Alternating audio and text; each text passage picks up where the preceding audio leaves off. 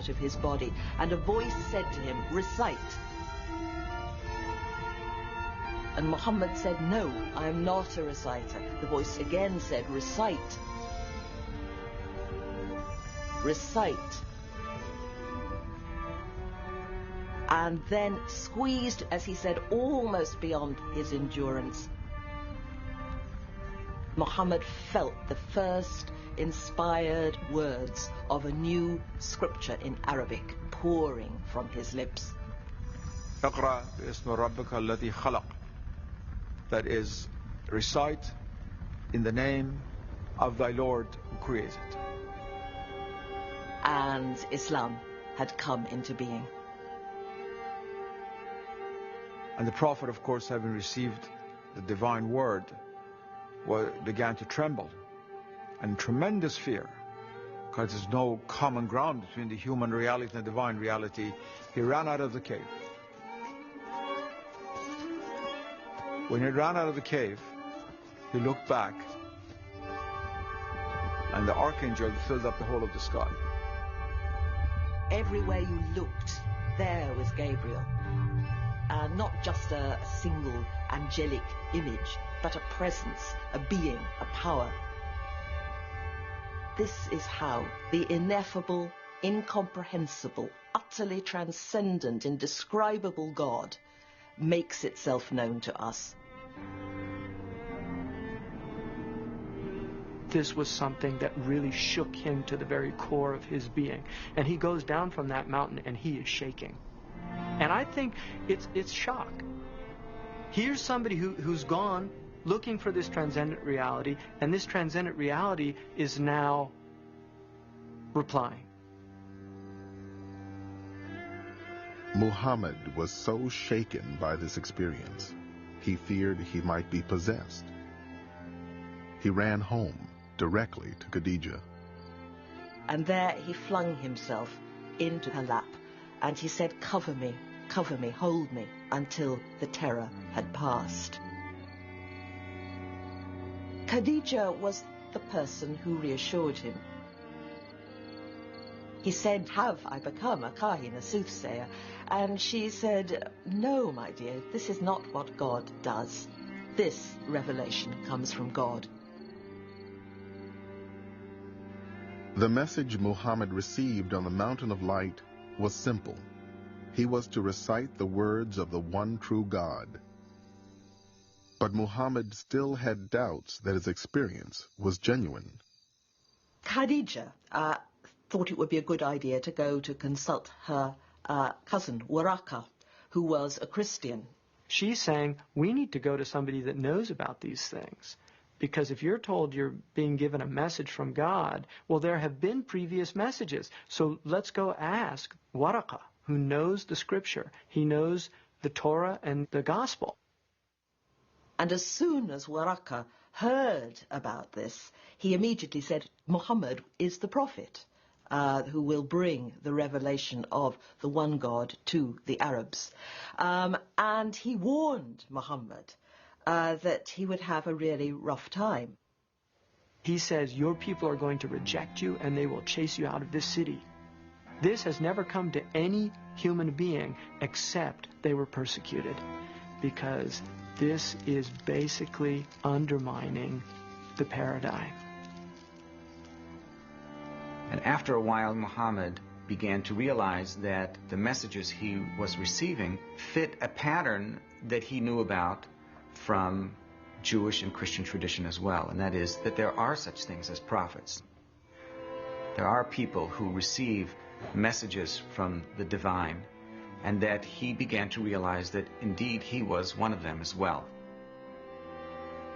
When we think of prophecy, we come from a tradition in America where we think of Charlton Heston, you know, with a great big beard, and the wind's always blowing, and he's wearing raggedy clothes, and they're ranting people, you know, they're ranting, raving. In the Islamic view, a prophet isn't this kind of person at all, but it's a person who has been selected very reluctantly from his people. God selected them, and they couldn't get out of the clutches in the sense they had to do it. You have to think in terms of a tribal Bedouin society. What is the worst thing that could happen to somebody?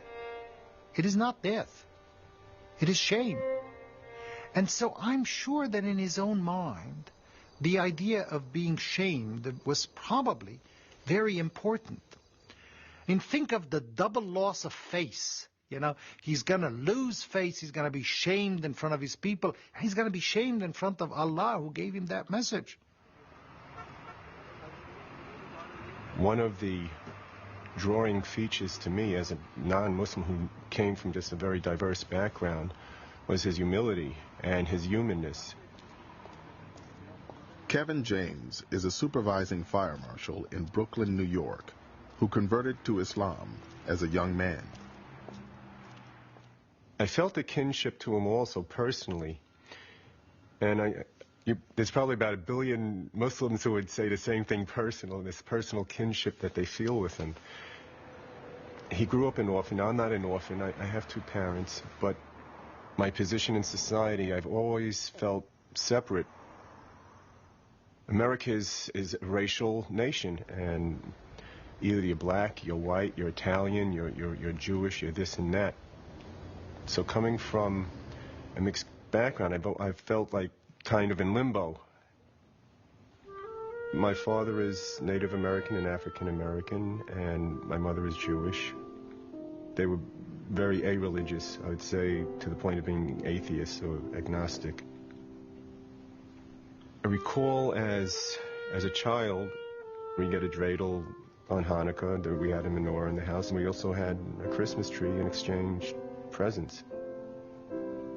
So I just never really identified with any religion, but what was always emphasized was discussion and dialogue and seeking for the truth. So I went through a period of trial and error searching, and I stumbled, I guess I almost literally stumbled on Islam. What appealed to me was the universality of the message.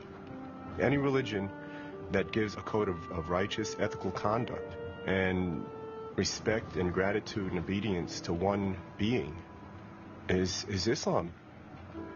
So here is a book, the Holy Quran, that validates other religions, the diversity of mankind, and it puts the onus of salvation on the believer.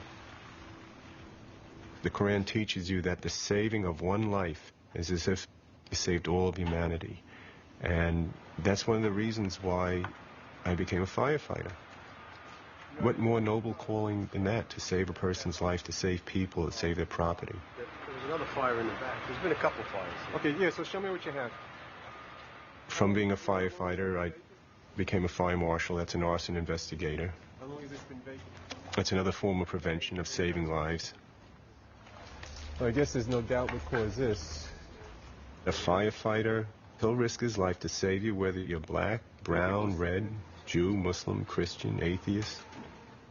He's not asking you what your philosophy is or looking at your color. He's looking to get you out of the building. Y'all is from Brooklyn. That's why many people say that firefighting is a calling, because of that self-sacrifice, the willingness to just put others before yourself. To be a good Muslim, you serve people. And specifically, Prophet Muhammad, he asked the question to people around him: do you love your Creator? Serve your fellow man first. The message Muhammad had received from God revealed that his people would be held accountable in the next life for their behavior in this one. Although Muhammad was initially reluctant to tell others about his experience, a new revelation commanded him to make his message public.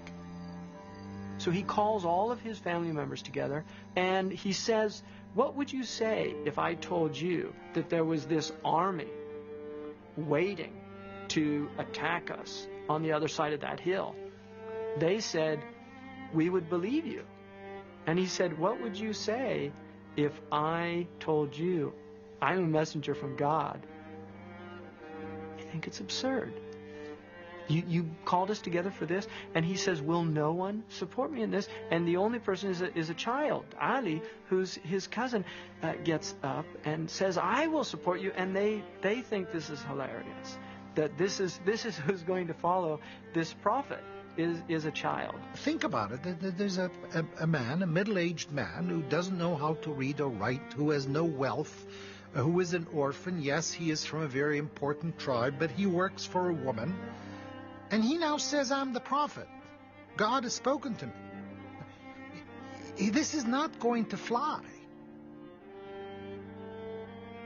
The divine message that Muhammad brought to his fellow Meccans carried with it a sharp warning for their increasingly materialistic society. He was coming to warn the people of Mecca and the surrounding countryside and his own tribe of Quraysh that unless they pulled themselves together and started creating a more just and decent society, restoring the old tribal values of looking after the poor, the orphan, the widow, the oppressed, then there was going to be a terrible catastrophe. The Arabs did not believe in afterlife. They really thought that life ended with death, and there was no resurrection, there was no coming back, there was no reincarnation. So now Muhammad is saying, you know that one God we spoke of?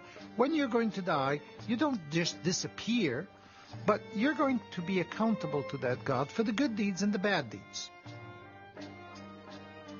He was bringing a moral, ethical, social message to his people, that we're all in the same boat before God, and we must treat each other well, with compassion and justice and equity. The revelation Muhammad received on the Mountain of Light was only the first of many that he would continue to receive for the rest of his life. The revelation does not come in a lump sum.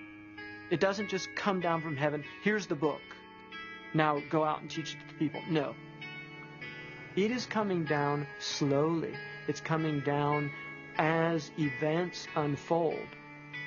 And it's explaining the events, but it's also coming down in a way that he can absorb it. Because the idea is that this thing is so tremendous, this thing is so immense, that it's not something that we can give you all at once. This is going to take time. He used to say that I never once experienced a revelation without feeling that my soul had been torn from my body.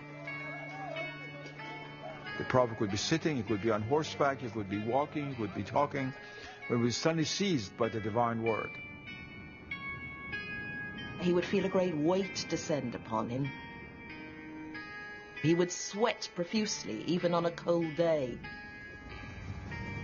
Sometimes, he said, it would be like the reverberations of a bell, and that, he said, is hardest for me. It's not the words that were coming, but he'd have to listen very hard for the meaning of what communication, divine communication, was coming through.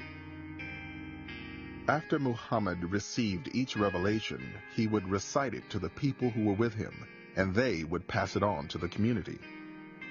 When the prophet, who did not know how to read and write, started revealing the words of the Quran, they acquired credibility because of the very nature of the words spoken. People would look at it and say, my goodness, this cannot be the words of a man. He could not have made this up. بسم الله الرحمن الرحيم يا أيها الذين آمنوا اتقوا الله حق تقاته ولا تموتن إلا وأنتم مسلمون واعتصموا بحبل الله جميعا ولا تفرقوا واذكروا نعمة الله عليكم. The Quran is the most extraordinarily beautiful discourse. It doesn't come over in translation, but the Arabic is extraordinary. When the first Muslims heard the Quran, many of them were converted to the Prophet's message, not necessarily because of its content, but because of its beauty. That revelation was presented in a society where there were people who were professional memorizers. They could hear something recited once